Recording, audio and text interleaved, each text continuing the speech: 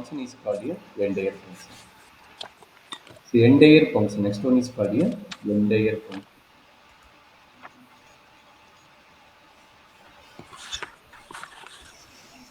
Suppose one function f of y is analytic at every point, at every point in finite region. In finite region.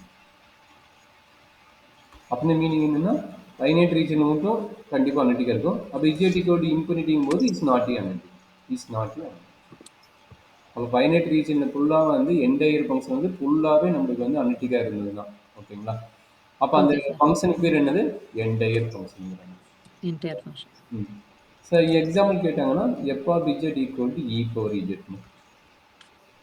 E power இஜெட்னா z உங்களுக்கு தெரியும். இ power இஜெட்னா ஈயோட value எங்கேமா இருக்கும் உங்களுக்கு தெரியுங்க already. ஈயோட value lies between 2 to 3 இருக்கு. சரிங்களா? Lies between 2 to 3 இருக்கு.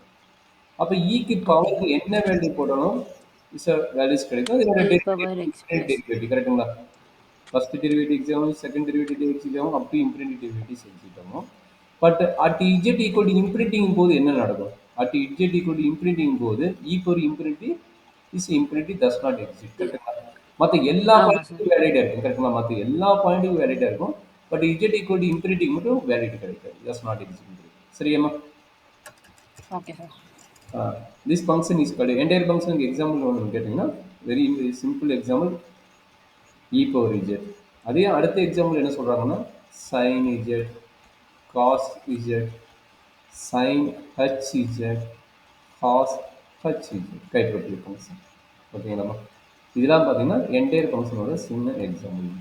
சர்க்கிள் ஃபங்க்ஷன் டேன் வராது. ஏன்னா டேன் வந்து உங்களுக்கு 5 வந்து 180 டிகிரி எடுத்து ஏன்னா இந்த வேல்யூ சைன் காஸ் மட்டும் எடுக்கிறாங்கன்னா மற்ற 4 ஏன் எடுக்கல அப்படிங்கிற ஒரு கொஸ்டின் வரும். டேன் வந்து டக்குன்னு இன்ஃபினிட்டி வந்துட்டு பாருங்க. டேன் பை பை 2 வேல்யூ என்ன இருக்கும்? அதே மாதிரி சீக்கன், அதே மாதிரி கொசீக்கன், காட் இதனோட வேல்யூல நம்மளோட ஃபைனைட் வேல்யூல ஏதோ ஒரு வேல்யூல இன்ஃபினிட்டி கிடைக்கும். சரிங்களா?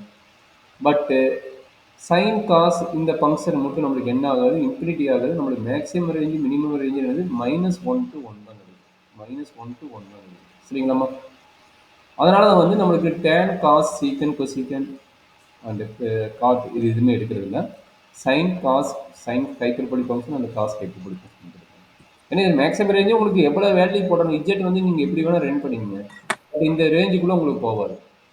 சரிங்களா? இந்த ரேஞ்சுக்குள்ளே போகாது. பட் இங்கே பார்த்தீங்கன்னா இன்ஃபினிட்டி மைனஸ் இன்ஃபினிட்டி. ஏன்னா இதனோட ரேஞ்சே பார்த்தீங்கன்னா -∞ + இன்ஃபினிட்டி இதனோட ரேஞ்சு. இந்த 4 ஃபங்க்ஷனோட ரேஞ்சு. ஸோ அதனால் வந்து இது என்டையர் ஃபங்க்ஷனாக வராது. இந்த ஃபங்க்ஷன் மட்டும் உங்களுக்கு என்டையர் ஃபங்க்ஷன் வரும். சரியாம்மா? ஓகே.